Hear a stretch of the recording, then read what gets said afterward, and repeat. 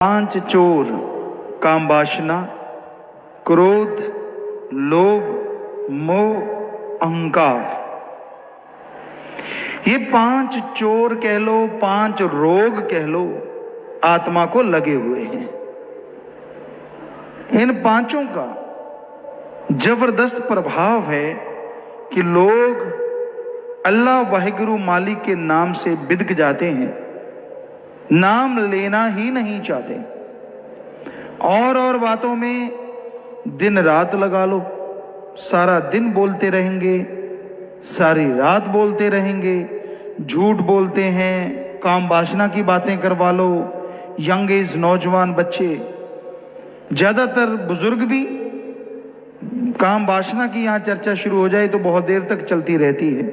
गलत गलत बातें, ये फलां ऐसा है, फलां वैसा था, फलां के साथ ऐसा हुआ, मैं ऐसा हूं, वो वैसा है। बड़ी मर्दानगी दिखाते हैं, अपने आप को बड़ा बहादुर साबित करते हैं कि हाँ मैं ये, मैं वो, मैं फलां। तो ये काम की आंधी चली हुई है, चारों तरफ काम वासना के ज्वाला उठ रही है। जिसके अंदर ये भावना है वो सामने वाले को कभी नहीं छोड़ता। वो यही सोचता है कि मैं ऐसा हूं तो सामने वाला भी ऐसा ही होगा। श्री गुरु गोविंद सिंह जी महाराज ने एक नए कलंक अवतार, कुछ इस तरह का एक ग्रंथ, एक किताब उन्होंने पवित्र लिखी थी। तो बहुत पहले से वो हमारे पास थी। उसमें बड़ा जबरदस्त और पहले दो चार दोहों से ही लिखा है कि जब घोर कलयुग आएगा, सत्संगत जी संतों की बात सुना रहे हैं, बोलते हुए भी जीभ कांपती है, लेकिन बात तो बात है। तो उन्होंने साफ लिखा है कि ऐसा घोर कलयुग तब जौवन पे होगा, तभी मालिक की चर्चा भी जौवन पे आएगी। तो तब क्या होगा घोर कलयुग में? मां बेटे को सेज पे लेके सोया करेगी। ये पहला दोहा है। और आप मानो ना मानो, हम ये चीज प्रत्यक्ष देख रहे हैं, हमें ये चीज नजर आ रही है। सतगुरु की रहमत से पता चल रहा है कि ऐसा हो रहा है। 100% बहुत जगहों पे ऐसा हो रहा है। यानी 100% मतलब इस बात में कोई झूठ नहीं जो उन्होंने लिखा था। वो युग, वो टाइम, वो समय आ चुका है। बाकी रिश्तों का तो पूछना ही क्या है। जब मां बेटे के रिश्ते का ये हाल होगा तो उन्होंने लिखा बाकी रिश्ते तो हाल बुरा होना ही है। तो ऐसा घोर कलयुग, ऐसी काम वासना की आंधी है। आप देख लीजिए कैसे कैसे सिस्टम चल रहे हैं। लड़का लड़के से शादी करवा रहा है, लड़की लड़की से करवा रही है। क्या आप आज से 50 साल 20 साल पहले कभी कल्पना कर सकते थे ऐसी कि ऐसा कुछ होगा? 100 साल पहले चलो, नहीं, कभी सोचा नहीं जा सकता था कि ऐसा हो सकता है। और आज ऐसा हो रहा है। बल्कि लोग ये कहते हैं इसमें हर्ज क्या है? बड़ी अजीबोगरीब बात। फिर कुदरत ने ये बनाया ही क्यों? अगर हर्ज ना होता तो? हर्ज तो 100% होगा, लेकिन जब तक सामने आएगा तब तक पता नहीं कितना कुछ लॉस हो जाएगा, कितना कुछ बर्बादी की तरफ चला जाएगा। वो आदमी मेंटली अपसेट रहेंगे ही रहेंगे। कभी सवाल पैदा नहीं होता जो कुदरत के विरुद्ध चलेंगे। मतलब ही नहीं है कि उनका संतुलन उस तरह का हो। धीरे धीरे उस पर असर होना शुरू हो जाएगा।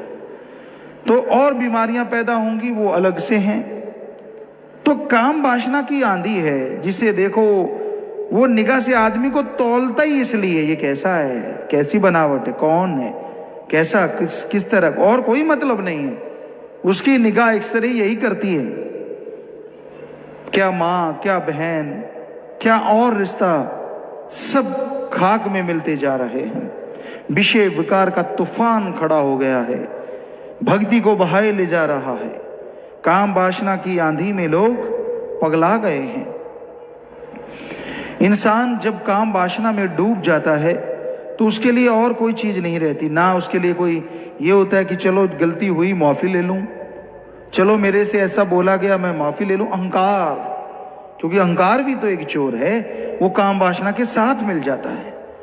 गलत बातें करी, उसका रिजल्ट आने वाले टाइम में भोगना है, उसके लिए तैयार है, लेकिन माफी के लिए तैयार नहीं। क्योंकि मन अहंकारी जो बैठा है, अहंकार देता है मैं क्यों झुकूं, मैं देखेंगे जो होगा, फिर देखेगा नहीं, फिर तो रोएगा, फिर तो तड़फेगा, पछताएगा, उस टाइम को लानत देगा अपने आप को कि मेरे मन ने मुझे माफी क्यों नहीं मांगने दी, मैंने अपने आप को क्यों नहीं क्षमा करवा लिया।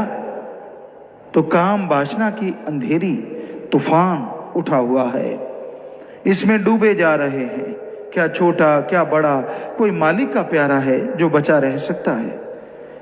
जिस पे मालिक की कृपा हो, जिस पे रहमो करम हो, वो तो चाहे बच जाए, अन्यथा इसमें बह रहे हैं लोग, इसमें तड़फ रहे हैं लोग, इसमें व्याकुल हैं लोग, परेशान हैं, दुखी हैं, गमगीन हैं, लड़ाई झगड़े और जिस्म बेचे जा रहे हैं। चंद रुपयों के लिए जिस्म बिक जाते हैं। वकायदा उनके अड्डे हैं, वकायदा उनके फोन नंबर हैं, वकायदा उनके दलाल हैं जो इस तरह के कार्य को, कारोबार को बड़ा मुनाफे का, बड़े लाभ का समझते हैं।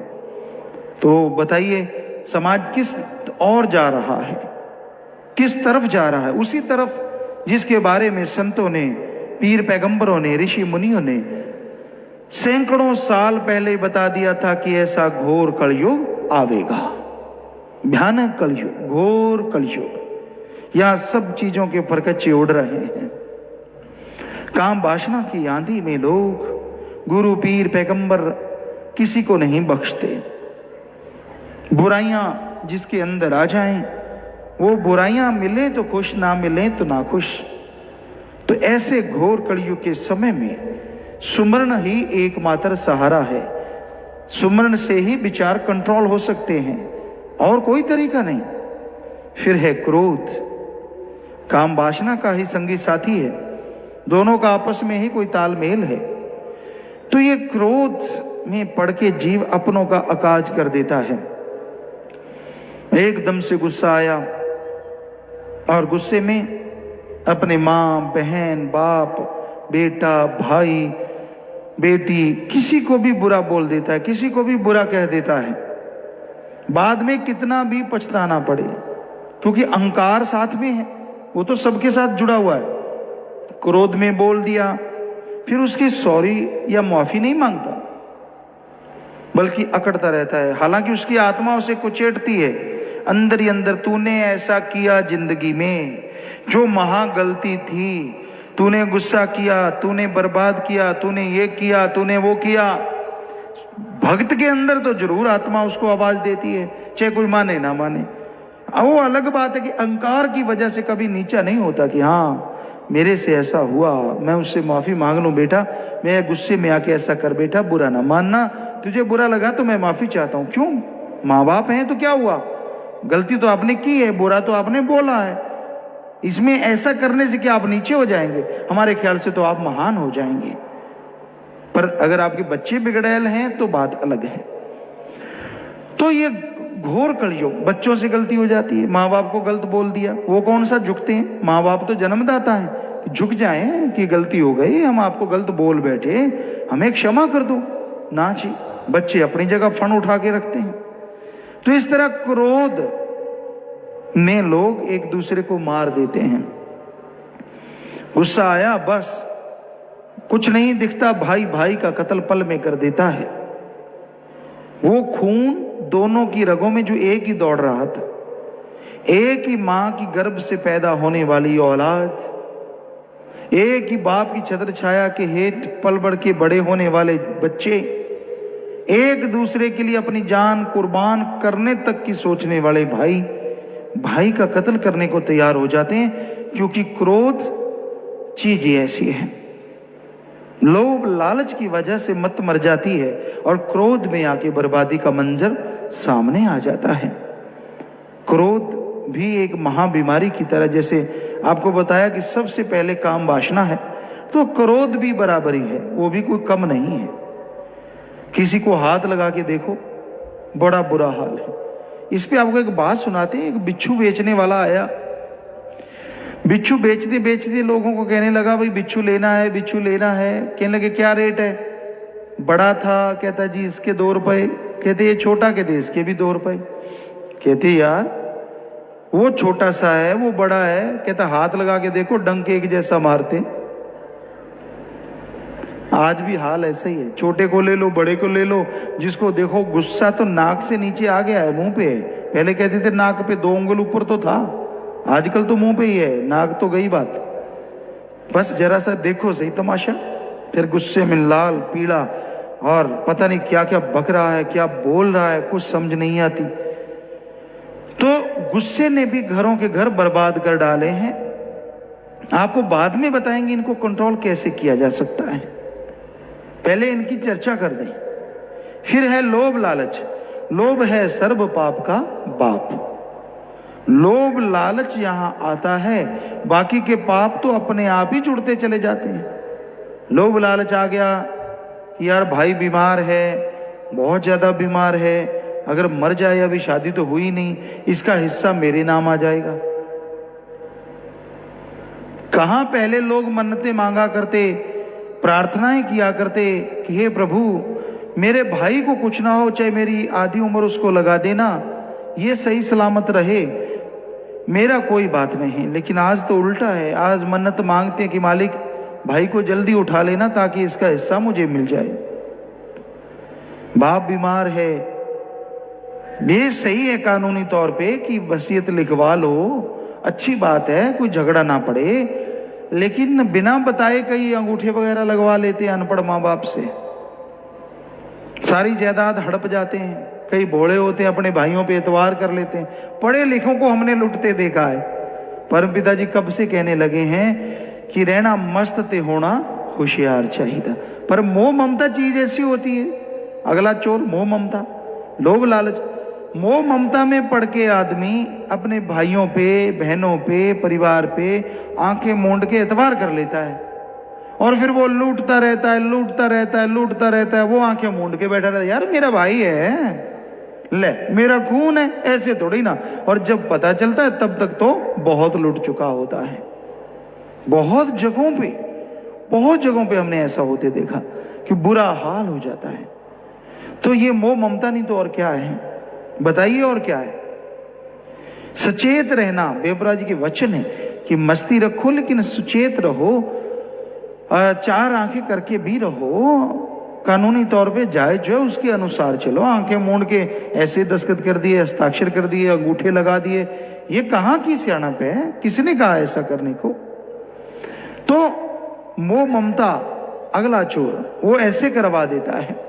और लोभ लालच तो किसी ने त्यागा ही नहीं ना।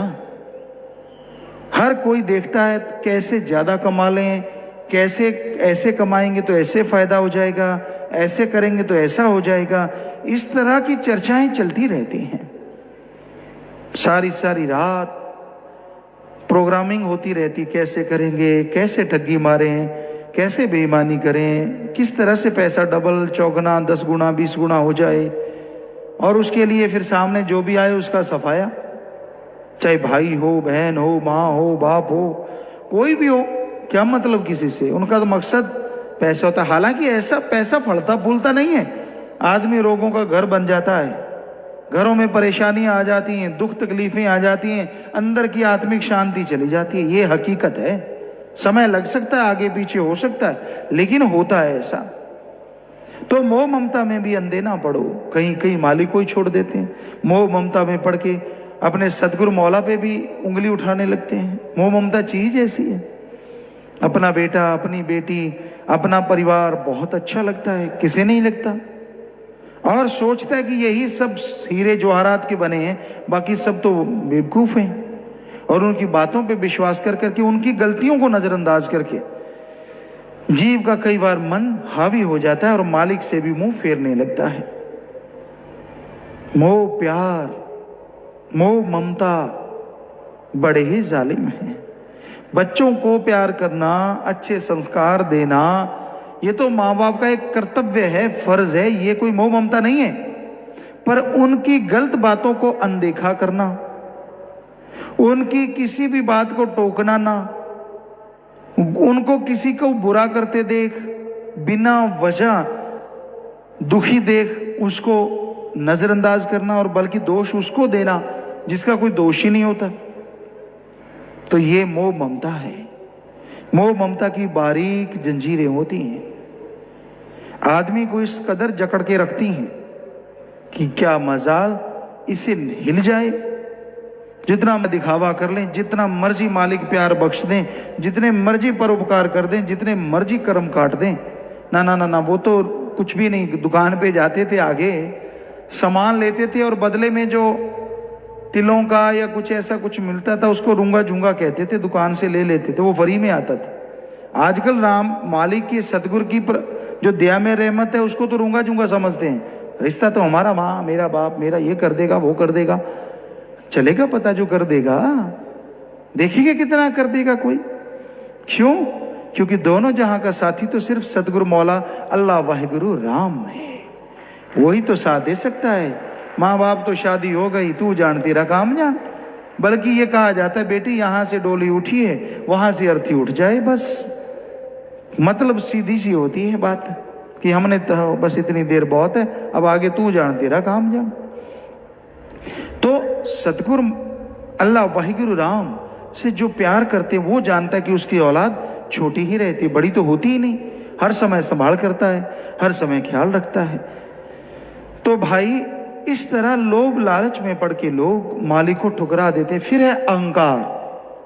आपको बताया ये तो सबके साथ ही जुड़ा हुआ है। लोभ लालच का अहंकार आ जाता है, काम वासना में अहंकार आ जाता है। कामी कीड़ा बन के लोग क्या समझते, ओ मैंने बड़ा तीर मार दिया, मैंने ये कर दिया, मैंने वो कर दिया, मेरे जैसा तो कोई नहीं, पहन के कपड़ों को ही फाड़ते रहते, मैं कैसा लग रहा हूं कैसा हूं, बड़े स्टाइल मार मार के, शीशा नहीं टूटता कसर नहीं रहती। शीशा क्या करे, जैसा थोबड़ा वैसा ही नजर आएगा, जोर लगाता है यार ये ऐसा नहीं, थोड़ा नाक भगवान ने थोड़ा यूं कर दिया होता, वाह क्या कहना, थोड़ा इधर कर दिया होता तो पता नहीं क्या क्या। तो ये भी एक अहंकार है, अपने शरीर पे अहंकार, गुमान कि मैं बड़ा खूबसूरत हूं, बड़ा सुंदर हूं, और आसपास वाले और पंप मारते रहते, तू तो वैसा लगता है, रात को हीरो हीरोइन बना फिरता रहता है।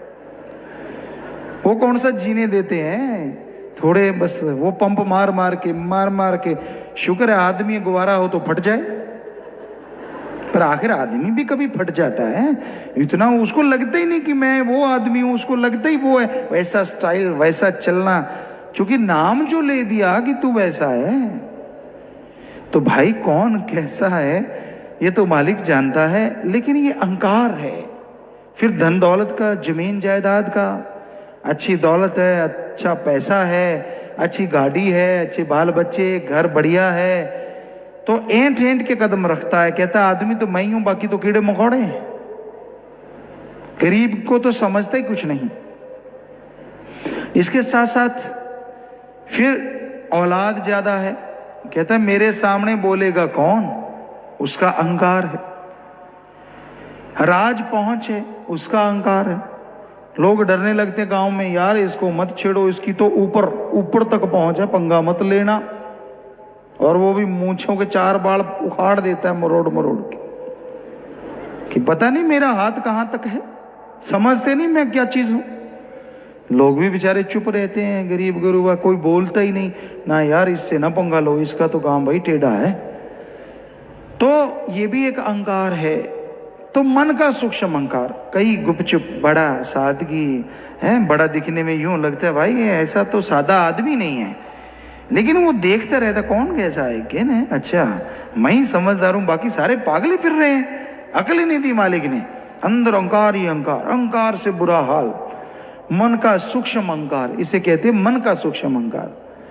तो ये इस तरह ये 5 चोर कीमती श्वासों को लूट रहे हैं, काम वासना, क्रोध, लोभ, मोह और अहंकार। इनके हेड, इनके सरदार, इनके मुखिया वो हैं मन और माया। पल में चाबी घुमा देते हैं। मन जैसी किसी की शक्ति नहीं है, जितनी तेज गति मन की है और किसी चीज की नहीं, आत्मा को छोड़ के। मन की गति आत्मा से तो बहुत ही कम है, लेकिन और हर चीज से कई गुना बढ़ के है। प्रकाश की गति बहुत बताते हैं, लेकिन मन की गति तो उससे शायद लाखों गुना ज्यादा हो तो हो। सेकंड के 100वें हिस्से में ये आसमान से छोड़ कहीं से कहीं ले जाएगा और उसी हिस्से में पताल में डाल देता है। बड़ा जबरदस्त है। तो सबसे चंचल है ये मन, बड़ा ही जालिम है। आदमी को पल में कहीं पल में कहीं बहकाता रहता है, अपनी कसबटी बना देता है। ऐसा हुआ तो भक्ति करेंगे, ऐसा ना हुआ तो भक्ति ना करेंगे। ना कर, जरूरी थोड़ी तेरे कहने से होगा। ऐसा है तो ठीक है, ऐसा नहीं तो नहीं ठीक। नहीं ठीक तो ना सही। भक्ति अपने लिए करनी है, परिवार के लिए करनी है, खुशियों के लिए करनी है। इसमें शर्त का क्या मतलब? क्या वो जानी जान नहीं? क्या वो जानता नहीं? वो भी देखता है, फिर ठीक है बेटा, जैसे तू चाहता है वैसे चल पड़, नहीं तो नहीं सही। ये शर्तों से थोड़ी ना भक्ति होती है, शर्तों से थोड़ी ना प्रेम रहता है। अल्लाह वाहिगुरु राम से प्यार करो, उससे मोहब्बत करो, तो शर्त ना रखो कि मैं सुमरण करूंगा ता जिंदगी, भला करूंगा ता उम्र, सारी उम्र लगा रहूंगा। फिर देखो कदम कदम पे मालिक चमत्कार से माला माल कर देंगे। पर अगर दिनों की शर्त रखोगे, ऐसे में इतना टाइम मिला, ये टाइम, वो टाइम, फला टाइम, तो ठीक है, वरना तो नहीं ठीक। वो सब जानता है। फिर सोचते ये तो मैंने अंदर ही बात करी थी, ये तो किसी को पता ही नहीं, हमारी जुंडली में बात हुई है, ये तो किसी ने बताया होगा। क्योंकि मन छोड़ता नहीं ना। मन का तो काम ऐसा है, उसका तो कारोबार ही ऐसा है, वो तो चलता रहता है, उसका तो सिस्टम है। अब ये बात नहीं तो ये पकड़ ली, ऐसे कैसे? मानने तो उसने देना नहीं। तो मन माया भरमाती है। जो चीज दुनिया में झूठ है उसको सच दिखाती है और सच को झूठ दिखाती है। सच तो एक ही है, अल्लाह वाहिगुरु, और उसका नाम जपना, ओम हरि गौड़ खुदा रब का नाम सच्चाई है। संत पीर फकीर उसकी बात सुनाते, सच्चाई है और मालिक सच है। लेकिन ये माया का प्रभाव ऐसा है, ये तो फजूल की बातें। अब देखिए, आप सारा दिन काम करते हैं, मेरा को बहुत काम है जी, मैं तो खेती बाड़ी कर रहा हूँ, दुकानदारी कर रहा हूँ, बिजनेस है, नौकरी पेशा हूँ, बड़ा काम कर रहा हूँ, तो इसका मतलब राम नाम फजूल है? टाइम नहीं मिलता जी। कर लूंगा भक्ति, और करता कितनी, आधा घंटा करके यूं कपड़े फाड़ने वाला हो जाता, मैंने सुमरण किया है। जो बाकी घंटे बर्बाद किए हैं उसका क्या? चल कर ले, जितना कर तो ले, कर तो सही। जितना करेगा उसका फल कई गुना मिलना तो है ही है, पर कर तो सही। माया करने नहीं देती, और बाकी चीजें सब झूठ हैं। फनाकारी यहीं पे छोड़ना है, इसी जगह पे छोड़ के चले जाना है। क्या आपको कभी लगता है कि यार फजूल में कोलू वाला बैल मन के भागे फिर रहे हैं? ना ना ना ना, ये नहीं करेंगे तो खाएंगे क्या? संतों को बड़ा पता है घर गृहस्थ में कैसे रहना पड़ता है, कमाना पड़ता है, खाना पड़ता है, गाड़ी भी चाहिए, सत्संग पे कैसे आती अगर किराया ना होता। संत कब कहते हैं हाथ पे हाथ धर के निठल्ले बैठ जाओ? संत कहते हैं मेहनत करो। हिंदू धर्म कहता है कड़ा परिश्रम करो, सिख धर्म कहता है दशानवादी किरत करो, और इंग्लिश फकीर कहते हैं हार्ड वर्क करो, इस्लाम धर्म कहता है हक हलाल की रोजी रोटी खाओ। कर्म तो करो, कर्म तो करने हैं, पर कर्म करते करते राम का नाम भी जपते रहो। कर्मों में भी बरकत और मालिक की भक्ति भी होती जाएगी। ऐसा करो, तालमेल बिठा लो। पर ना, जब भक्ति की बात आती तब नहीं, तब ना, ये नहीं होता। आप इकट्ठे होते हो, बैठते हो, सुमरण करो ना जी, और बातें करने में दिल लगता है, मन लगता है, खुशी आती है। दूर हट के बैठना, यार यहाँ तो ये बैठे हैं, दूर चल, उधर चल, उस कमरे में फला जगह फला बैठेंगे, गांव में सांझी जगह है वहां वो धर्मशाला। क्या वाकई धर्मशाला होती है?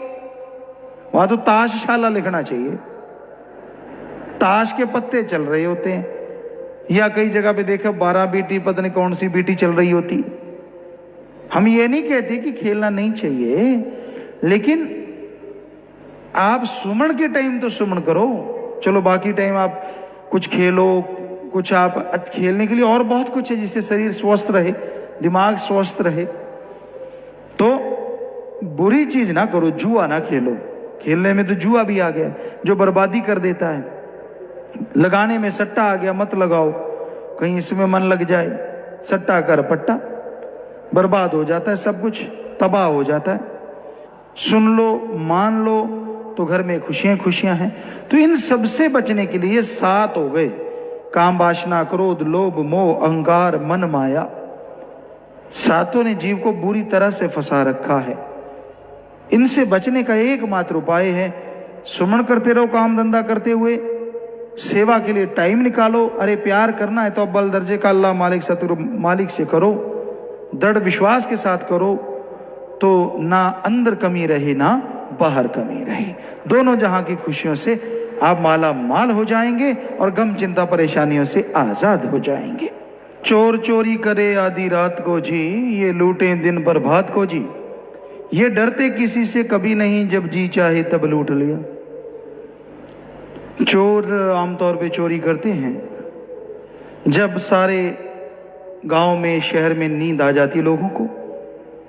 आधी रात के बाद का समय गांव में तो बिल्कुल सन्नाटा छा जाता है, लोग जल्दी सोते हैं, जल्दी उठते हैं।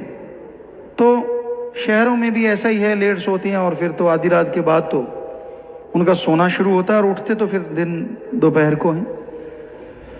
तो चोर वो टाइम देखते हैं कि हाँ भाई ये किस टाइम सोते हैं, पहले चक्कर लगाते रहते हैं, पूरा पता कर लेते हैं, टाइमिंग सेट करते हैं, फिर चोरी कर ले जाते हैं। उनका एक टाइम है, चौकीदार रखे जाते कॉलोनियों में, पहरेदार रखे जाते हैं, तो वो नहीं आएंगे। कैसे आएंगे उधर? जो जागते फिर रहे हैं, वहां घूम रहे हैं, एक ही रास्ता है, वहीं पे पहरेदार खड़े हैं, पूरी कॉलोनी किले नुमा बनाई जाती है, तो चोर नहीं आता। लेकिन ये जो चोर हैं, काम, वासना, क्रोध, लोभ, मोह, अहंकार, ये तो बड़े जालिम हैं। इनका तो कोई टाइम ही नहीं है। उनका कोई टाइम है, चलो उस टाइम निगाह रख लो, इनका तो कोई भरोसा नहीं भाई, कब दांव लगा दें, कहां दांव लगा दें, कोई पता नहीं चलता। सही है, अपने बचनों का पक्का है, सब कुछ ठीक है, पता नहीं कब काम वासना जाग जाए, या क्रोध आ जाए, लोभ मोह या अहंकार आ जाए, और जीव करा कराया सुमरण हाथी के स्नान की तरह हो जाता है। कहते हैं ना, अपनी निगाह से देखें तो नहाता है हाथी, ऊपर माटी डाल लेता है। तो एक तरह से नहा नहू के माटी डालना बड़ा अजीब लगता है। वो अलग बात है कि वो अपना शरीर बचाने के लिए जंगलों में ऐसा करता है ताकि धूप से बचा रहे, लेकिन अपनी निगाह से देखें, आदमी की निगाह से देखें तो बड़ी गड़बड़ है। पहले नहा लिया, फिर कीचड़ डाल लिया। तो वैसा ही हाल होता है। सुमन करता रहा, भक्ति करता रहा, रहमतें लूटता रहा, घरों में खुशियां, दया में रहमत बरसती रही। और जैसे ही इन 5 में किसी ने दांव चलाया, चारों खाने चित्त, सारा कुछ ही भूल गया। किए गए परोपकार, की गई रहमो करम, दया मेहर को पल में बुला देता है जीव। बस फिर मैं। जैसे अभी एक शेर आपने सुना कि किसी फकीर का, कि बकरे ने मैं किया तो उसका गला जल्दी कट गया। तो कहने का मतलब कि जितना मैं करते हो, काल के हाथों जल्दी कत्ल हो जाओगे। अहंकार बुरी बला है, इंसान को बर्बाद कर देती है। दूसरों को दिखाता जरूर है, मन कहता है तू स्पेशल है, तू सबसे हटके है, तू अपनी बात का पक्का है, पक्का रहना, देखना कहीं फिर मत जाना। ठीक है, अगर गैरत है तो अच्छे के लिए करो, मालिक के लिए करो कि नहीं फिरूंगा। अपनी मनमती बातों के लिए, गलत बातों के लिए, फजूल की बातों के लिए अकड़े रहना, ये तो मन के हाथों मजबूर होकर अपनी बर्बादी करना है। तो इन चोरों का पता नहीं चलता कब दांव चला दें भाई। और कीमती श्वास जो मालिक ने बेशकीमती दिए, लेखे तेरे श्वास की रास, परमात्मा ने लिख के दिए, भगवान ने लिख के दिए श्वास, उनको ये 5 बर्बाद करते रहते हैं। काम वासना में पड़े, पहले तो ख्याल आए, फिर वो बुरा कर्म किया, फिर उसका पश्चाताप हुआ, या नहीं हुआ तो और सोच चल पड़ी, तो वो सारे श्वास बर्बाद हो गए। इसलिए इन चोरों से बचो, ये दिन रात लूट रहे हैं। इस बारे में लिखा है, पीछे लगा छोड़ता ना एक ठग जी, तेरे तो मगर गए नहीं 5 लग जी। परम पिताजी की वचन कि आपके पीछे अगर एक चोर लग जाए तो वो नहीं छोड़ता, तेरे पीछे गए हैं 5 लग जी, भाग ले। भाग सकता है तो फड़िया के फड़िया, लुट लेना वस्ती चोरा दी बढ़िया, कि क्या पता कब आपको लूट लें, क्योंकि चोरों की बस्ती में है तू, तेरी आत्मा, क्योंकि एक सारा मृत्युलोक काल के दायरे के अंडर है, उसके अधीन है। काम, वासना, क्रोध, लोभ, मोह, अहंकार, मन, माया, इसमें चारों तरफ से इसने घेर रखा है। तो बच ले, अगर बचना चाहता है भाग ले राम नाम के द्वारा, सतगुरु की उंगली पकड़ के, वरना लुट लैन वास्ती ठगा दी बढ़िया, ये तुझे लूट लेंगे, ये तुझे बर्बाद कर देंगे। इसलिए अपना ख्याल रख, बच के रह, अहंकार में ना। जो संत कहें वही बात पे अमल करो, नहीं तो ये बर्बाद कर देता है। मन के पीछे लगे लोगों की निशानियां होती हैं, वो अहंकारी होते हैं, गुस्सैल होते हैं, वो अपने आप को सबसे समझदार, अकल वाला, सही समझते हैं। चाहे दुनिया वाले कितने ही उसको समझाएं, उनके पल्ले कुछ नहीं पड़ता, क्योंकि उनका अहंकार एक स्टैंड होता है और उसे कहते हैं कि मैं तो खुद की इज्जत करवाता हूं, मैं तो खुद की निगाह में मेरी इज्जत है, उसे नहीं मैं ये वो। अहंकारी पुरुष रड़ते नहीं, उनकी बात बाहर निकल आती है। सभा में बैठो तो उनका पता चलता है कि अहंकार कोड़ किरले की तरह अकड़े रहते हैं। एक छिपकली की जात होती है, थोड़ा बड़ा होता है छिपकली से। राजस्थान में आपको बताते हैं वहाँ बहुत मिलते थे। हम खेतों में डिस्क वगैरह करके आते, ट्रैक्टर के पीछे डिस्क होती हैं, एक तो लिफ्ट वाली होती हैं, एक पंजाबी जी कहते धूमियाँ तवियाँ, तो वो तवी वगैरह होती, डिस्क होती, तो ट्रैक्टर के पीछे होती, वो पीछे पीछे चलती रहती हैं, तो उसको हुक में डाल लेते हैं। तो हम लेके आ रहे थे, तो दोपहर का समय था, गर्मी का मौसम था, तो रास्ते में वही सज्जन खड़े थे, कोड़ किरला जिसे कहते हैं पंजाबी में। छिपकली की एक जात है, यूं अकड़ के ऊपर गर्दन उठा के ट्रैक्टर के सामने खड़ा हो गया, कहता है मैं नहीं रास्ता देता। हमने ट्रैक्टर रोका, हमने कहा बेवकूफ, टुकड़े टुकड़े हो जाएंगे, पीछे डिस्क है, तना खड़ा है, रास्ता नहीं देता। हमने पैर पूर बजाया, ना जी, अकड़ा खड़ा। तो साथ में डंडा था, उस पर चढ़ा के दूर फेंक दिया, वहां भी अकड़ा खड़ा। कहता मैं थोड़ा ही, मैं तो वैसे का वैसा ही हूँ। कईयों का ऐसा ही हाल होता है, बड़ी मार पड़ती है, कोई अंदर खुशी नहीं, कुछ नहीं ना, मैं ही हूँ। तो क्या फायदा, अगर हमारा ध्यान ना जाता, पीछे डिस्क थी, टुकड़े टुकड़े हो जाते। तो अहंकारी लोगों के जो हाल ऐसा ही होता है, सारे पाप कर्म वो करता रहता है, किसी की परवाह नहीं करता। किसी संत गुरु, अपने बुजुर्गों की कोई लाज नहीं होती उसे, किसी की परवाह नहीं करता कि उनका क्या मकसद है, वो उनका क्या चीज है, उसका अपना अहंकार उसको लेके बैठ जाता है, बस बर्बादी के मंजर की तरफ बढ़ता चला जाता है। ठीक है, मैं तो बर्बादी होना, मैं तो मरना ही है, ठीक है, वही कोड़ किरले वाली बात। तो भाई ये गलत है, रोको अपने मन जालिम को। जब आपका गुरु पीर फकीर आपको समझाता है, अपने अकल में क्यों नहीं घुसाते बात, छोड़ दो बुराइयों को, जोड़ लो नाता अल्लाह वाहिगुरु राम से, ताकि खुशियों के हकदार आप बन सको। चोर पांच कौन और कैसे हैं, काम क्रोध लोभ मोह जैसे हैं, मन सरदार भी इनका साथी, जब हुक्म दिया तब लूट लिया। मन पहले प्लानिंग करता है, मन की सेटिंग होती है, हाँ ऐसा कर वैसा कर। हमने तो जी अजमा के देख लिया, परमपिता जी की रहमत से बेपराह ने वचन किए, हम थे, हम हैं, हम ही करेंगे। तो 1990 से देखते आ रहे, पहले हमने बच्चों को, सेवादारों को समझाते, कई बार डांटते, कह भी देते कि बेटा ऐसा ना करो, ऐसे रहो, ऐसे रहो, इस तरह से रहो। तो बहुत ज्यादातर तो मानने वाले हैं, हमारे ख्याल से 99% अमल करते हैं। बहुत बड़ी बात है ये कि बेपराह जी की रहमत है, इतना मानने वाले हैं इस घोर कलयुग में। पर उनमें कोई कोई ऐसा होता है नहीं, उनका मन अहंकारी हो जाता है, फिर प्लानिंग क्या करता है, तू गुरु के वचनों के उल्ट चल, ये काम ना कर, मैं तो करूंगा, कि बहाना मिल जाए किसी तरह से नरक में जाने का, मैं नरक में चला जाऊं। तो वो दिन का आज दिन, हम सत्संग में बोला था कि सत्संग में ही व्याख्या चला करेगी, तो वो सत्संग में ही टोटली व्याख्या चलती है। किसी सेवादार को या किसी को अलग से सवाल पैदा नहीं होता, हमने क्या लेना, मालिक जाने। हमारा फर्ज है ड्यूटी बजाना, जरूरी तो नहीं कि सेवादारों को अलग से बजाएं, पूरी साथ संगत में बजा देते हैं, सुनने वाला सुन लेता है, पसीना भी आता है, पर मन अहंकारी और अहंकारी भी हो जाता है। कहीं सुन के मान लेते हैं, उनका फिर बेड़ा पार हो जाता है, खुशियां मिलनी शुरू हो जाती हैं। बताना हमारा फर्ज, पर हम देखते हैं उनके लक्षणों को, ऐसा दिखाना हमें कि देख मैं तो ये कर रहा हूं, कर भाई, हमें गुस्सा ये थोड़ी ना आता है कि आप हमारे वचन नहीं मानते। गुस्सा इसलिए आता है कि अल्लाह वाहिगुरु राम के वचन हम बोलते हैं, आप नहीं मानते, आपका पहाड़ जैसा कर्म आएगा, आप नीचे दब जाओगे, चिल्लाओगे, कुर्लाओगे, फिर आपके पैरों पे बोझ आएगा, फिर तड़फोगे, बर्बाद होगे, तब दिखाना कर करके तब देखेंगे। क्यों नहीं उससे पहले सुधरती? इसलिए गुस्सा आता है कि भाई वो टाइम आने से पहले सुधर जाओ। वो बर्बादी का मंजर क्यों लाना चाहती हो? हले ऐसा करने से आएगा तो आने दो। क्योंकि मन अहंकारी है ना, उनके सवाल तैयार रहते हैं। एक हम जो यहां से बोले जा रहे हैं उनका एक अगला तैयार रहता है, ऐसा नहीं, ऐसे तो ऐसा ही सी, और बाकी संगी साथी अलग से मरते हैं। तो भाई कभी अहंकार ना करो, ये बड़ा भयानक चोर है।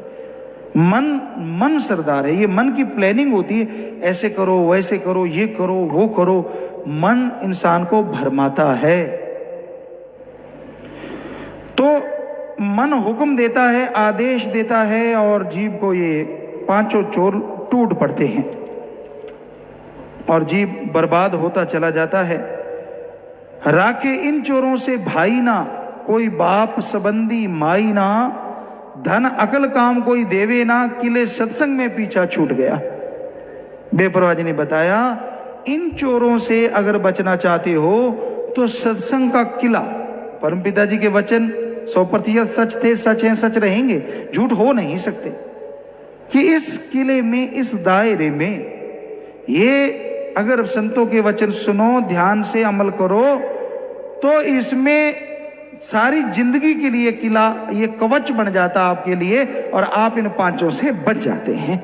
सत्संग एक ऐसा किला है, यहां पे सच्ची बात सुनने को मिलती है।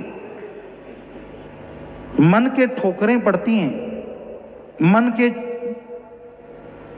समझाने के लिए संत जोर लगाते हैं, वरना मन बड़ा जाले में। किसी तरीके से आपका भाई है, माँ है, बड़े समझदार होते हैं। कईयों के तो हमने देखा माँ बाप बहुत ही समझदार होते हैं, वो समझाते हैं जीव को। कई अच्छे भाग्यशाली होते हैं, अच्छे संस्कार आकर खून होता है, मान जाते हैं कि सही बात है, और कई फिर भी अहंकारी की अहंकारी, नहीं फिर क्या हो गया, इनको बड़ा ही अकल है, इनका मोटा दिमाग है, आप तो ऐसे वैसे फलां ढींकड़, तो वो नहीं मानते। तो बेपरवाह जी ने फरमाया, काम वासना क्रोध लोभ मोह अहंकार मन माया से राखे इन चोरों से भाई ना, नहीं बचा सकता भाई। कोई बाप संबंधी माई ना, बाप या मां भी नहीं बचा सकती। धन अकल कोई काम देवे ना, अकल से जितना मर्जी जोर लगा लो ये काबू नहीं आते। धन दौलत का ढेर चारों तरफ लगा के बीच में दब जाओ तो भी ठीक नहीं आते। किले सत्संग में पीछा छूट गया। इस घर में मनुष्य शरीर में जागृत ज्ञान से, ज्ञान जोगी बनके कोई जाग जाए तो वो अपनी बस्त यानी कीमती श्वासों को बर्बाद होने से बचा सकता है, वरना लुट रहे हो, लुटा रहे हो अपने कीमती श्वास, आप बर्बाद हो रहे हो। छोड़ दो अहंकार, छोड़ दो घमंड। अगर बुरी चीजें छोड़ दोगे, आपको लोग टोंट कसेंगे, क्या कहेंगे? बड़ा बना फिरता था, कहता था मैं नहीं छोड़ूंगा सूरज चाहे पश्चिम में उगाए, मैं ऐसा नहीं करूंगा। क्या है, ऐसे टोंट से कुछ नहीं होने वाला, बल्कि आपने बुराइयां छोड़ दी, आपका बहुत कुछ सुधरने वाला तैयार है। छोड़ दो, मान जाओ, हाथ जोड़ते हैं किसी तरह मान जाओ, क्योंकि संतों का काम, हम तो चौकीदार हैं भाई, हम तो आपके जूतों में बैठ जाएंगे, उतार दो उसमें बैठ जाएंगे, पर मान जाओ, क्योंकि मानना ही फायदा है।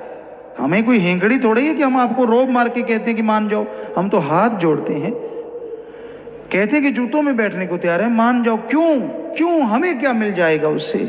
हमारी ड्यूटी है आप पे, आप मालिक की औलाद है, हमारी औलाद है, आप पे आने वाला भयानक कर्म हमारे लिए भी दुखदाई है, हमें भी दुख बेहद होगा जब आप भरोगे, जब आप तड़फोगे, जब आप व्याकुल होगे। तो इसलिए आपसे ये प्रार्थना करते हैं कि आप छोड़ दो अहंकार। चंद लोगों के टोंट के डर से कि वो क्या कहेंगे, बड़ा अकड़ा फिरता हो गया ना सीधा, क्या फर्क पड़ता है, बोलने दो उनको, बोलते हैं तो वो अब कौन सा छोड़ते हैं जो फिर छोड़ देंगे। उनके लिए थोड़ा जिंदगी है, उस परम पिता परमात्मा के लिए जिंदगी जी के देखो, किसी की परवाह ना करो, राम नाम जप के देखो, अपने अंदर की बुराइयां छोड़ दो, अपने अंदर की गुरूर को तोड़ दो। अरे बेहद खुशियां का खोले लख है पया, बंदे तेरे नजर ना आया। बेपरवाह जी के वचन कि तेरे लिए लाखों खुशियां छुपा रखी हैं मालिक ने, बस नजर से पर्दा उठा दे बुराई का, तेरे झोलियां भर जाएंगी, माला माल हो जाएगा। छोड़ दे कुसंग, छोड़ दे कुसंग, छोड़ दे कुसंग, बच जाएगा, बच जाएगा। तो भाई संतों के वचन माने तो भला भाई, ना माने तो बुरा होना है। संत तो चाहते हैं कि बुरा ना हो, कितना ही समझदार हो, कितना भी अकल वाला हो, मन किसी को भी कभी भी बर्बाद कर सकता है। आपको एक बात सुनाया करते हैं, बात पे बात आ गई। श्रृंगी ऋषि की बात सुनाया करते हैं कि वो बड़ा तपस्या की, बहुत देर जंगलों में रहा, कंदमूल खा के गुजारा किया, तो तपस्या करता रहा। तपस्या करके जब वो वापस लौट रहा था, उसे लगा मेरा तप पूरा हो गया, दर्शन हुए, या जो भी जैसा भी उसे लगा, जिसकी भी भक्ति कर रहा था, तो तपस्या पूर्ण हुई, लगा वहां से वापस जंगलों में से निकला कि चलो भाई चलते हैं। बहुत साल हो गए थे वहां रहते हुए। रास्ते में एक नदी पड़ती थी, उसमें नाव थी, पास में मल्लाह का घर था, नाव बंधी रहती थी, कोई राहगीर आता था तो उसे पार कर देते थे। उसने दरवाजा खटखटाया, आवाज मारी भी कोई घर में है, तो नाबिक घर पे नहीं था मल्लाह, उसकी लड़की थी नौजवान, वो बाहर आई, कहने लगी हाँ हाँ ऋषिवर, सिर झुकाया, नमस्कार किया, बहुत श्रद्धा होती थी ऋषि मुनियों के लिए। जी बोलिए। कहता बेटा मैंने उस पार जाना है, क्या आप मुझे छोड़ेंगी? कहती हाँ, हमारा तो काम ही ये है बाबा, बैठिए। बैठ गया नाव में, देखिए कितनी भक्ति करके आया, जंगलों में रहा, बाढ़ बढ़ गए, खाना नहीं खाया, कंदमूल उठा उठा के खाता रहा। अब नाव में बैठा, थोड़ी देर नाव आगे गई, बस काम वासना ने मारा जोर।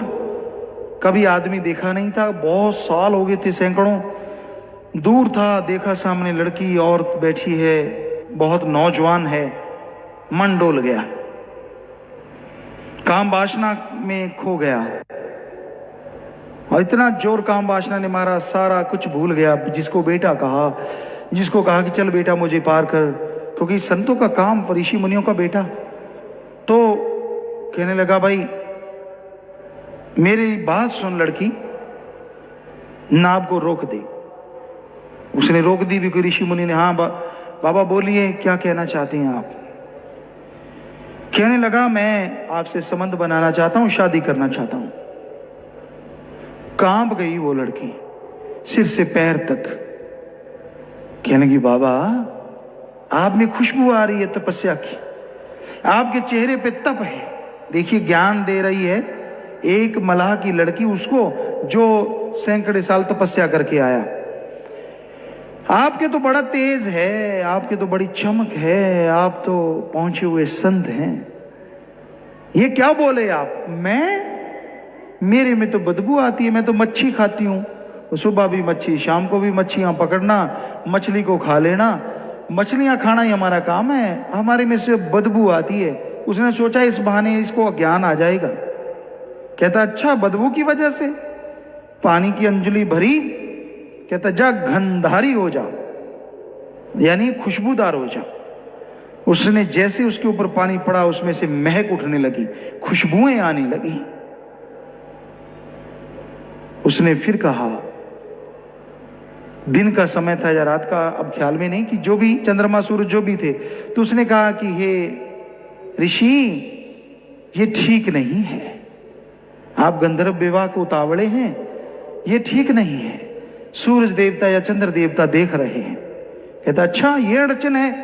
पानी की अंजलि भरी, जा छुप जा, बादल हो गए, अंधेरा हो गया। कहता अब तो कोई रुकावट नहीं। लड़की देखिए फिर भी कहां, अब आप तुलना कीजिए दोनों में, जब किस पे काम वासना और मन हावी है, और एक सिंपल बिल्कुल सादा मांस मछली खाने वाली। वो कहने लगी नहीं हे ऋषि, ये समुद्र देवता तो देखता है, पानी की अंजलि भरी। कहता अच्छा समुद्र देवता? यूं मारी, वहां धरती बन गई बिल्कुल बीचों बीच समुद्र की। कहता अब तो ठीक है। इतने में जब निगाह मारी, सैकड़े साल की तपस्या का फल 0 हो गया। ऐसा काम वासना ने बाण मारा, कि सब कुछ लूट के ले गया। तो ऐसा करता है भाई, ये चोर तो ऐसे सतगुरु से, अल्लाह से, वाहिगुरु राम से पल में बेमुख करवा देते हैं, पल में। काम वासना चढ़ गया तो बस नहीं, बस मैं तो मैं ही हूं, बस सब कुछ चौपट, सारी दिया में रहमत, सारी घर की खुशियां, सारी कुलों का कोई मतलब ही नहीं है। बस अहंकार आ गया तो, क्रोध आ गया तो, बस अपना ही बात पकड़ लेनी है। संतों ने चाहे कितने परोपकार, संत कभी किसी का बुरा कर ही नहीं सकते। हम गर्दन सिर की शर्त लगा सकते हैं, लेकिन मन जिसका अकड़ जाए तो अकड़ गया, बस मुझे यूं क्यों, मुझे वो क्यों, मुझे फलां क्यों। पता नहीं संत उसके बदले कितना कुछ जीव का पहाड़ जैसा कर्म काट देते, पर ना चाहिए उसकी समझ में नहीं आता। तो भाई हमेशा यहां नहीं रहोगे, एक दिन जाना है, सबने जाना है। इसलिए अच्छे काम करके जाओ, परमार्थ करके जाओ, लोग आपका नाम इज्जत से लें, सत्कार से लें। बुरे कर्म करके जाओगे, बुराई का प्रतीक बन के जाओगे, कोई नाम लेना पसंद नहीं करेगा। अच्छे नेक कर्म करो, भले कर्म करो, भले कर्मों से ही खुशियां हैं, भले कर्मों से ही परमानंद है, लज्जत है। तो भाई संतों के वचन जो मान लेता है, खजाना राम नाम से भरना था, बेपरवाह जी फरमा रहे हैं, श्वासों से सच्चा सौदा करना था, सच अल्लाह वाहिगुरु राम सौदा। गम, चिंता, टेंशन, बुरे कर्म नजराना दे दो, बदले में मालिक का नाम ले लो, सुमरण कर लो, भक्ति कर लो, ये सौदा करना था आपने। अरे गैरत के साथ, अणक के साथ अपने सतगुरु से प्यार लगा के देखो, और ये सोचो कि जिंदगी भर करना है। अब पतंगा ये तो नहीं कहता कि आग मेरी तरफ आएगी तो मैं उसकी तरफ जाऊंगा, भंवरा ये तो नहीं कहता कि फूल मेरे लिए खिलेगा तो जाऊंगा, वो तो है, फूल तो खड़ा है अपनी जगह। चकोर ये तो नहीं कहती कि चंद्रमा तू भी नीचे आ जा, ये किसी को नहीं देखते। चकोर चंद्रमा का निशाना है कि जिंदगी में चंद्रमा को पाके छोड़ूंगी, बस बढ़ती चली जाती है। और इसी तरह पतंगा है, वो क्षमा जब जलती है तो उसकी लाट पे दौड़ा चला आता है, वो नहीं कहता कि मेरी तरफ तू आ। तो प्रीत ऐसी बनाओ अपने मौला सतगुरु दाता की तरफ कि ठीक है, ता जिंदगी तेरी भक्ति इबादत में गुजारेंगे, बस तेरे दर्श दीदार है मेरे मालिक होते रहें, हम अंदर बाहर से रहमो करम लूटते रहें, सुमन करते रहें, बस बाकी फिर उसके हाथ में छोड़ दो, वो जाने, उसका काम जाने।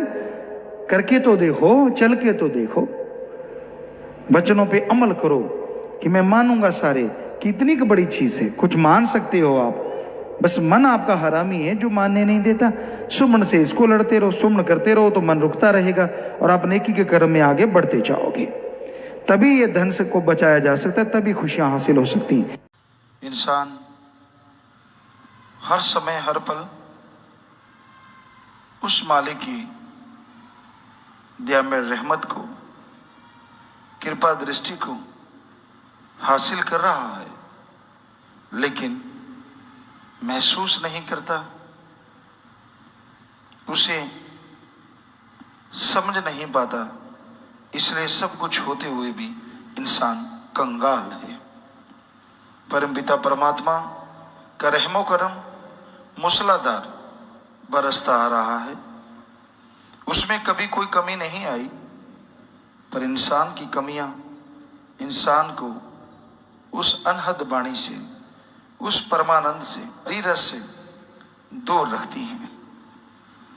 जब तक अपने अंदर की कमियों को इंसान दूर नहीं कर लेता, जब तक अंदर की कमियां खत्म नहीं हो जाती, तब तक इंसान की अंदर की वो आवाज, अंदर की वो धुन सुनाई नहीं देती।